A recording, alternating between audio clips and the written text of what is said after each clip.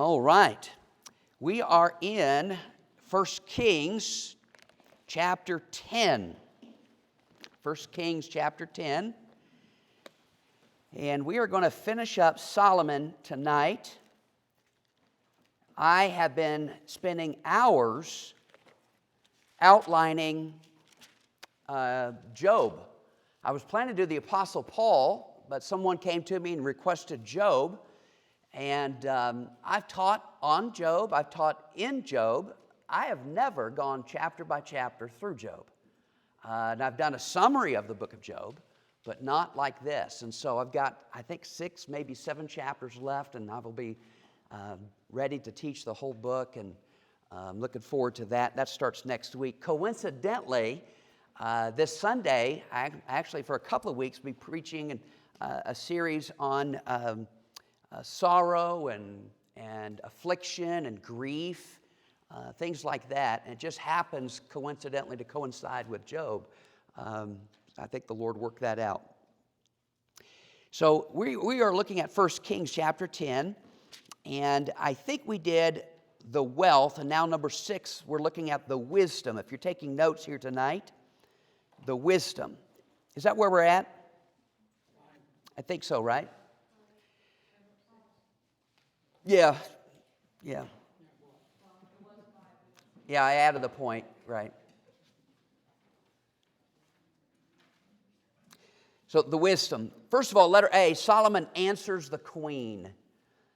Answers the queen. Now, with Solomon expanding his trade northward, westwardly, and down south, he worked a deal with Hiram to not only get supplies to build, but also to get a navy to go southward. As he's going down southward, he's going to Ophir, which is down south, and to bring in gold. But the Queen of Sheba is also down there as well in this Red Sea area. And she hears of the news, and she's going to come and begin to ask questions. And so Solomon answers. So 1 Kings chapter 10, verse 1. And when the Queen of Sheba heard of the fame of Solomon concerning the name of the Lord, she came to prove him with hard questions. She came to Jerusalem with a very great train, with camels that bear spices and very much gold and precious stones. And when she was come to Solomon, she communed with him of all that was in her heart. Solomon told her all her questions. There was not anything hid from the king which he told her not. So Solomon answers the queen. Letter B, Solomon amazes the queen. Solomon amazes the queen. Now, I know you can relate to this because this, I'm sure, it's happened to you. Have you ever been told, this goes both ways actually. Have you ever been told by someone about a restaurant or something like that, like, man, this is so good, and you go there and it's okay, but you're kind of disappointed because you expected this. It's not like it's bad, but you had this high expectation. The flip side is this queen has heard a lot about Solomon, but she's going to be so amazed, it's like words could not express this, what I'm seeing here. And so if you've ever seen something so beautiful it's hard to describe, you know what I'm talking about, the Grand Canyon or something like that. It's just breathtaking. Well, that's what happens here. Look at verse number 4. And when the Queen of Sheba had seen all Solomon's wisdom, and the house that he had built, and the meat of his table, and the sitting of his servants, and the attendance of his ministers, and their apparel, and his cupbearers, and his ascent by which he went up into the house of the Lord, there was no more spirit in her. She said to the king, it was a true report that I heard in my own land of thy acts, of thy wisdom. Howbeit, I believed not the words until I came, and mine eyes had seen it. Behold, the half was not told me. Thy wisdom and prosperity exceedeth the fame which I heard. Happy are thy men, happy are thy servants, which stand continually before thee, and that hear thy wisdom.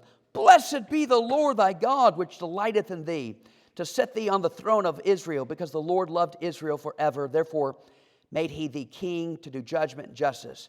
You know what my prayer's been today? I prayed it a couple of days ago as well, but specifically today, I pray that people will hear good things about the church, but when they come in, they'll have this attitude. Like, we heard some good things about this, but this is awesome. I mean, the half wasn't told. And I've been praying that the spirit, the atmosphere, the things that they see, witness, sense, would be real to them. And I hope that God would move in such a way that would make that church, our church, that way to people that come in the doors. But anyway, that's what happened with the queen. Solomon answers the queen. Solomon amazes the queen. So that's the wisdom. And then we see the wealth. The wealth.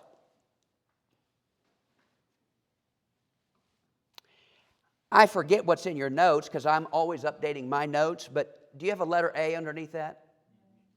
Yes? The sources. The sources. I want to find out where he got this wealth at. Now, he's already got wealth by David and the trade agreement from Hiram and some other stuff. But in this passage, I want to look at those. So look with me at chapter 10. Look at verse 10. And she gave, one of the sources, you're going to see that the queen gives him sources. Taxes are going to give him sources of income. The foreigners are going to come and visit him. They're going to give him money. And merchant ships, this import-export business that he's got, he's going to get wealth from all of these. Look at, again, verse 10, I'm sorry. And she gave the king 120 talents of gold, and of spices very great store, precious stones. So there came no more such abundance of spices as these which the queen of Sheba gave to King Solomon. The navy also of Hiram, that brought gold from Ophir, brought in from Ophir great plenty of almug trees. I should have looked at what that is, but anyway, and precious stones. And the king made of the almug tree pillars of the house of the Lord, and for the king's house harps also, and psalteries for singers. There came no such almug trees, nor were seen unto this day. Skip down to verse 14. Now the weight of gold that came to Solomon in 1 year was 606 talents of gold. Some people read into that 666. But anyway, verse 15. Beside that he had of the merchantmen and of the traffic of the spice merchants and of all the kings of Arabia and of the governors of the country. So these foreigners, he's getting money that way. Skip down to verse 22. For the king had at sea a navy of Tarshish with the navy of Hiram. Once in 3 years came the navy of Tarshish, bringing gold and silver, ivory and apes and peacocks. So King Solomon exceeded all the kings of the earth for riches and for wisdom. And all the earth sought to Solomon to hear his wisdom, which God had put in his heart. And they brought every man his present, vessels of silver, vessels of gold, and garments and armor, and spices, horses, and mules, a rate, not just 1 year, but year by year. So we see the sources, but then letter B, we see the splendor. The splendor. Now, I'm going to slow down just a little bit here because I find this extremely fascinating. And, okay, sometimes you hear a preacher or you read a commentary and they go into numerology or they go into some symbols. And sometimes they're trying to find things. Like years ago, people spelled Adolf Hitler and assigned a letter to each one of those, or Mussolini or Barack Obama even, and others. They added up the numbers and they said 666, and he's the Antichrist, you know. And people are always looking for numbers, and numbers are used in the Bible, and they are symbolic of things. But sometimes people exaggerate or try to, you know, if you multiply this by 3 and add 7, then add 4 to that, multiplied by 12 because of the 12 tribes of Israel, divided by, and they'd come up with this number, and it's kind of like, whoa, you know, it's almost like they're looking for a number. Well, Symbols also, there are some preachers that go into symbols a lot more than I do, and I think some of them are looking for symbols. However, this I think is interesting. It's thought-provoking. Whether you agree with me or not, I think it's interesting. So start with chapter 10, verse 13. So go back there.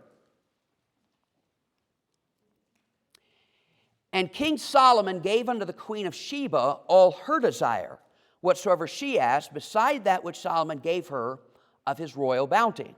So she turned and went to her own country, she and her servants.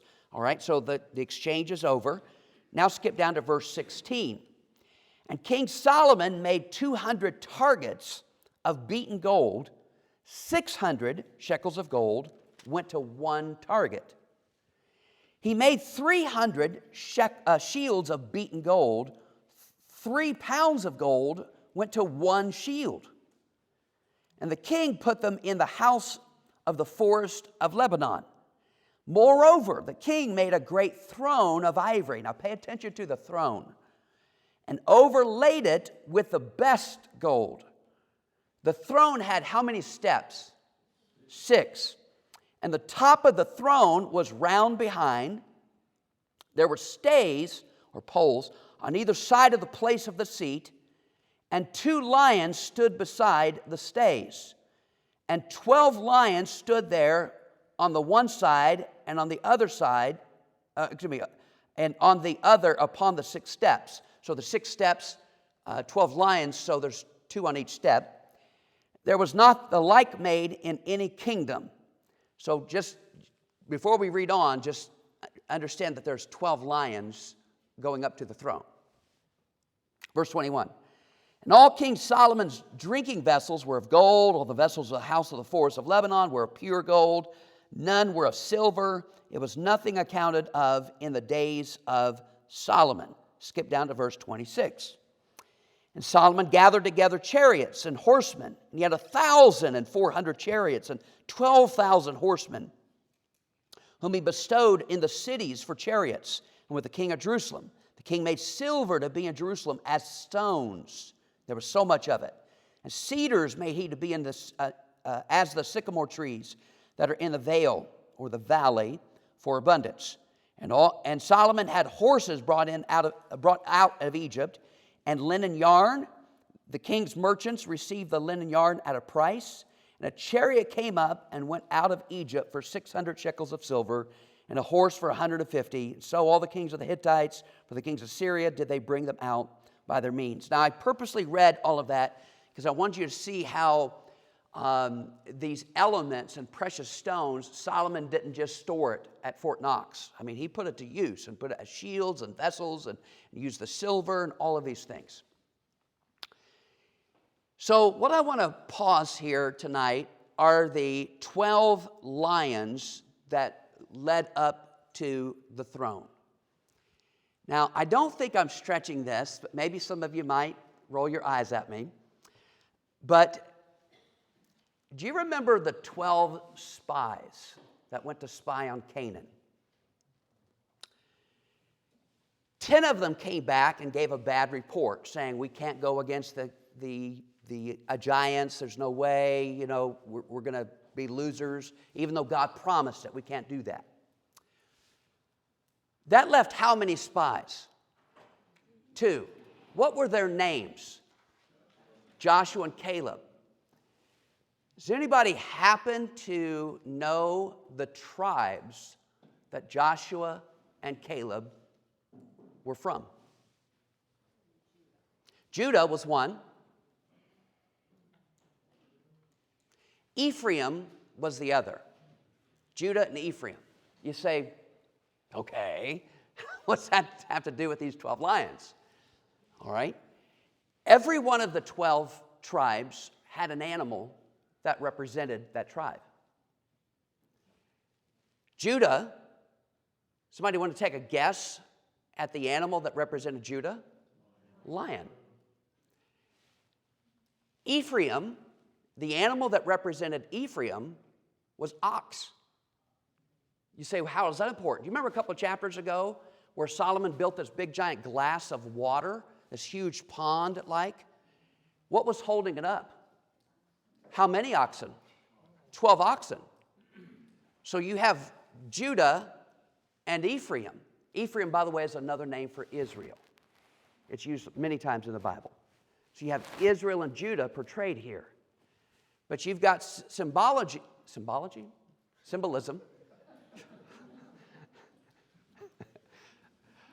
Anyway,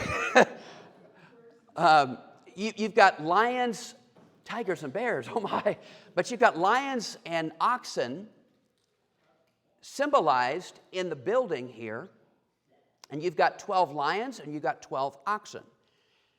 Now, since Ephraim is another name for Israel, and its animal that represent is oxen, what I find also interesting is that when the 12 apostles were chosen, 11 of them were from Galilee area.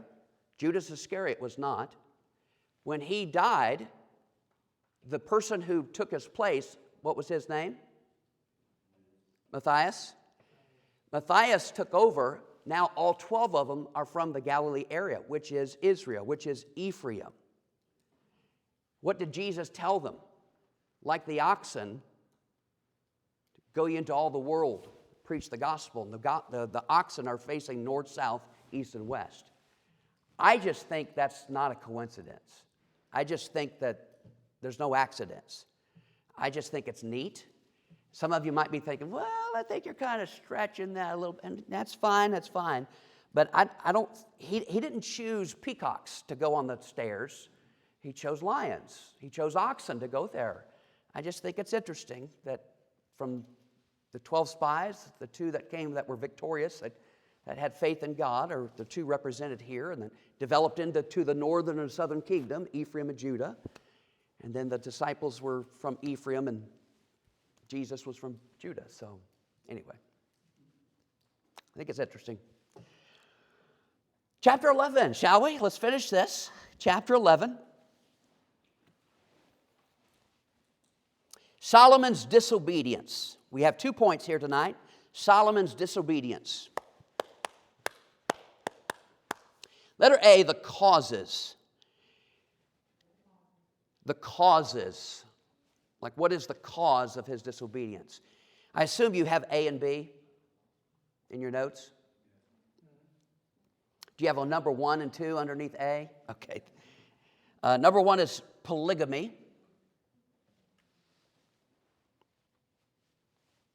Look with me at chapter 11, verse 1. But King Solomon loved many strange women. Now, what's another name for strange, unless somebody... Foreign. Okay. Strange doesn't mean like weird. Together with the daughter of Pharaoh, women of the Moabites, Ammonites, Edomites, Zidonians, and Hittites, of the nations concerning which the Lord said unto the children of Israel, ye shall not go into them, neither shall they come in unto you, for surely they will turn away your heart after their gods. Solomon clave unto these in love. This tells us how many he had. He had 700 wives, princesses, and 300 concubines. And his wives turned away his heart. I've already mentioned one application that we can draw, but let me just encourage us before we go on. What is it in your heart that is drawing you away from God? In this case, Solomon was full of wisdom. And yet, we see him going down the wrong path, allowing his heart to be slowly turned in the wrong direction. So not only polygamy, but paganism. Paganism. Well, because of these women, because of Solomon's foreign trade agreement and his peace agreements with these foreign lands, they were able to see a lot of other lands in the way that they worshiped. And to make peace, a lot of idols were brought into the land, and it influenced the nation. Verse 4.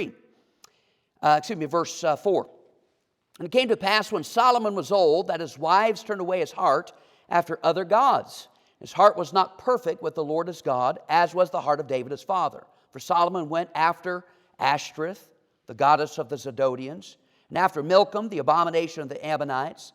Solomon did evil in the sight of the Lord, and went not fully after the Lord, as did David his father. Then did Solomon build a high place for Chemosh, the abomination of Moab, and the hill that's before Jerusalem, and for Molech, the abomination of the children of Ammon. And likewise did he for some of the strange wives. Is that what he said? He says all his strange wives, which burnt incense and sacrificed unto their gods. So he allowed those things to coexist as he's seeking God. And I think that sometimes we as Christians, we do that. We allow things to coexist with the things that we are trying to pursue God with. And slowly, it just draws us further and further away from the Lord. The New Testament calls it this way. It calls it weights. And if I could again draw another application out of what weights do you have that are negatively pulling you away from God? Here are these wives. It took maybe years for Solomon to be affected, but he was affected that way. And did you also notice it mentioned at least twice, maybe three, I think twice I saw, it said, as did David his father. What's an application we can learn from there? It said David followed the Lord, and it referred to as did David his father. What's an application about gleaning something, mentioning somebody that lived before you? Bloodlines are more than just generation to generation. It's actions to actions. That's a great way to put that, Levi. It's a great way to put that. It's not just the kinfolk, it's there to learn from. Awesome. So we see the causes. Then letter B, we see the consequences. The consequences. Now, I do know that in my notes, I've added more points. So I'm just going to mention what I have. And if you want to add it to yours, that's fine. But if you don't, that's fine too. It's yours. Number one, future civil war. I think you have that in your notes. But the 3 points I'm getting ready to give to you, I guarantee you don't have, because I just put them in there in my notes. So this chapter goes on and speaks a little bit and really introduces a character that's going to come into play for decades. His name is Jeroboam. And Jeroboam and Rehoboam, they sound alike, and it sounds like they're twins, but they're not. But Jeroboam is going to be here, and in my notes, I have Jeroboam's promotion. Watch Solomon. Now, keep in mind, Solomon, you remember the agreement that Hiram had with Solomon, and Solomon was sending a rotation of thousands of workers, and he also put some foremen over them. He didn't just choose anybody. Anybody want to be a foreman? He chose men that could lead. So he's always looking for somebody that had skill and oversight capability. Well, he notices this guy by the name of Jeroboam who has skill in leadership. Look at verse 26. And Jeroboam, the son of Nebat, an Ephrathite of Zerida, Solomon's servant, whose mother's name was Zurah. I should have looked that pronouncement up because I almost said Zariah, but a widow woman. Even he lifted up his hand against the king. And this, verse 28, and the man Jeroboam was a mighty man of valor, and Solomon, seeing the young man that he was industrious, he made him ruler over all the charge of the house of Joseph. So there is a one verse, we could find others, about promoting based upon competency, not just longevity. A lot of times people just, you've been here 10 years, let's give you a raise. Competency speaks, I think, volumes. So Jeroboam's got promotion, so I put Jeroboam's promotion, and then I put Ahijah the prophet. All of a sudden, there's this guy by the name of Ahijah. Now, he's not the same guy as Abijah. He's used later on. But Ahijah comes along. Look at verse 29. And it came to pass at that time when Jeroboam went out of Jerusalem, that the prophet Ahijah, the Shilonite, found him in the way. And he had clad himself with a new garment, and they too were alone in the field. Coincidentally, by the way. And Ahijah caught the new garment that was on him and rent it in 12 pieces. And he said to Jeroboam, take thee 10 pieces, for thus saith the Lord, the God of Israel, behold, I will rend the kingdom out of the hand of Solomon, and will give 10 tribes to thee. But he shall have, and this is in parentheses, but he shall have one tribe, and it goes on explaining why there's 2 left. Look at verse 33. Because that they have forsaken me, and have worshipped Ashtoreth, the goddess of the Zidonians, Chemosh, the god of the Moabites, Milcom, the god of the children of Ammon, and have not walked in my ways, to do that which is right in mine eyes, to keep my statutes and my judgments, as did David his father. So it clearly says that the reason why the kingdom is going to be torn out, this is one of the torn apart, this is one of the reasons because of the polygamy and the paganism. So you have Jeroboam's promotion, you have Ahijah the prophet, then you have Solomon's plan. So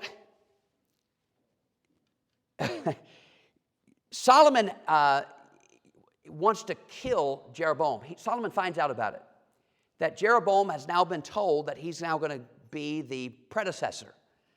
And so Solomon, what does he do? Look at the end, look at verse 40. Solomon sought therefore to kill Jeroboam.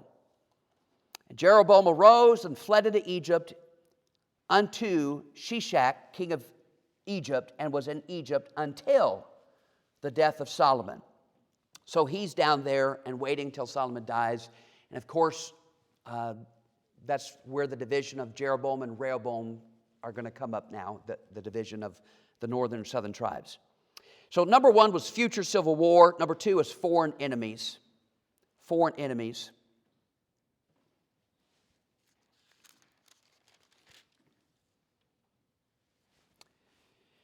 Oh, let me see what time I have. All right. Skip back to verse 14.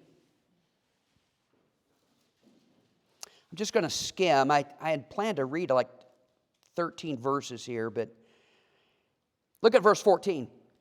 And the Lord stirred up an adversary unto Solomon. Hadad, the Edomite, he was of the king's seed in Edom. And it talks about how he did that. Verse 17, Hadad flees, he and certain Edomites, and he begins to have more problems. It talks about, in verse 20, how he's related to, or there's a relationship between a sister there. Verse 21, Hadad heard in Egypt that David slept with his fathers, and that Joab, the captain of the host, was dead. Hadad said to Pharaoh, let me depart, that I may go into my own country. Then Pharaoh said unto him, but what hast thou lacked with me? Why do you want to leave? Now look at verse 23. God stirred him up another adversary. Rezin, that's, again, I should have looked up the pronunciation of it. Rezin, the son of Eliadah, which fled from his lord Hadadezer, king of Zobah. So you got Hadad and you got Rezin. And he gathers all the men to go up to do that. Verse 25, and he was an adversary to Israel all the days of Solomon, beside the mischief that Hadad did, and he abhorred Israel and reigned over Syria. So these conflicts, Solomon experienced peace for a long time, but because of the sin that he fell into, now there's consequences for that. And then finally, we look at Solomon's death. 3 verses and we'll be done.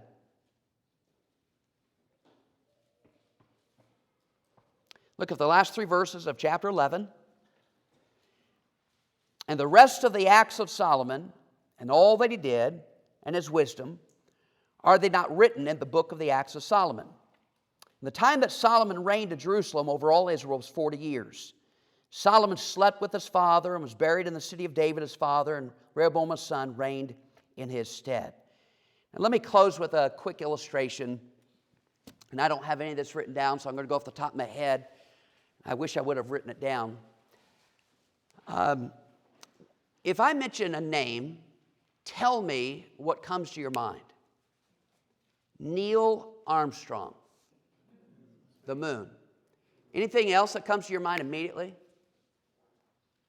All right, not immediately, but that's what you think of immediately. Anybody else, can you tell me some of the things that Neil Armstrong did in his life? Say again? I don't know that.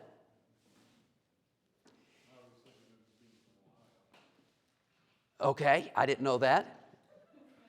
I know that he served in military. He received many awards. I think he received the presidential something honor, I don't know, some other honor. He got a master's, he got a college degree, got a master's degree. He was an author. He's got several things accomplished, but when we hear his name, we don't think of all of those things that he did. We think of the one thing. How about Hitler?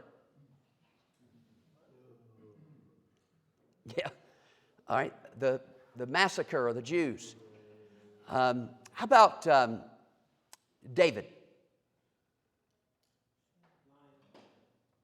Say again? Lion?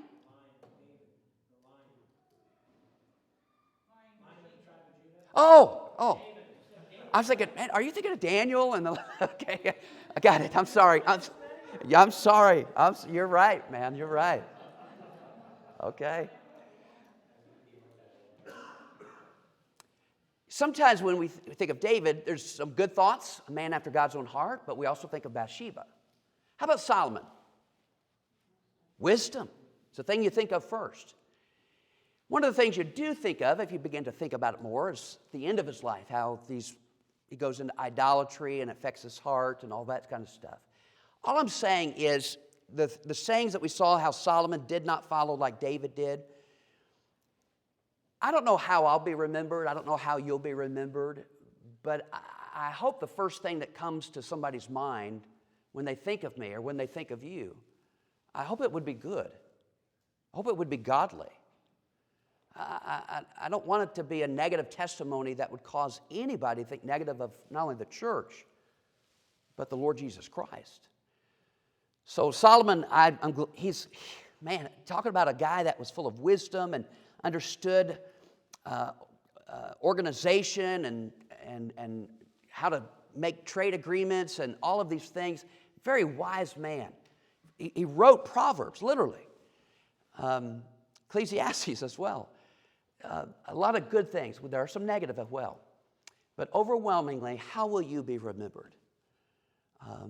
May I encourage all of us to live a life that would speak highly of the Lord Jesus Christ, so that when people alive or when we pass away, people remember us and think of us as someone who follows the Lord Jesus Christ.